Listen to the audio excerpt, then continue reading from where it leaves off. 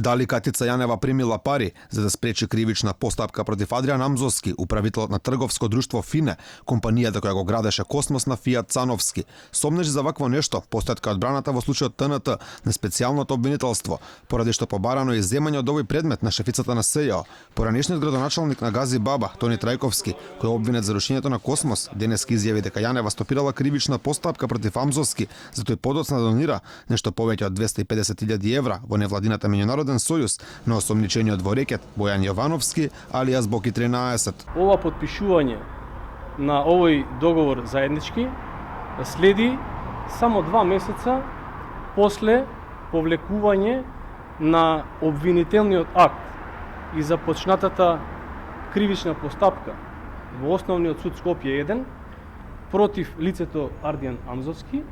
Ова повлекување лично го направила господјата Катица Јанева.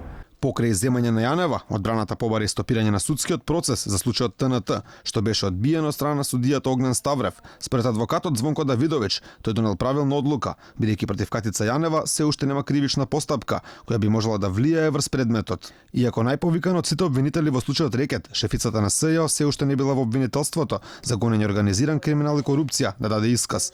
Токму неажурноста на Русковска и колегите е она што загрижува, порачува Давидовиќ во разговор за Алфа, велејќи дека според праксата од минатото, Јанева веќе би била во притвор, бидејќи би можела да влијае врз сведоци, како и да уништува доказна постапка.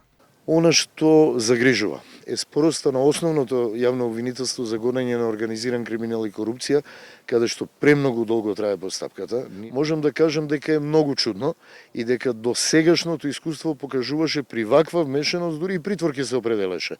Обвинителството ќе одеше за предлог за определување на мерка притвор. Јанева е потписник на сите предмети кои ги води СЈО, па според Давидовиќ можно е сега и другите обвинети да побараат нејзино изземање, но тоа во овој момент, додека нема евентуална кривична постапка против неа, е невозможно, бидејќи во обвинителската хиерархија нема никој над неа кој би ја изземал од предметите. Правило е дека за јавниот обвинител решава непосредно повисокиот јавен обвинител.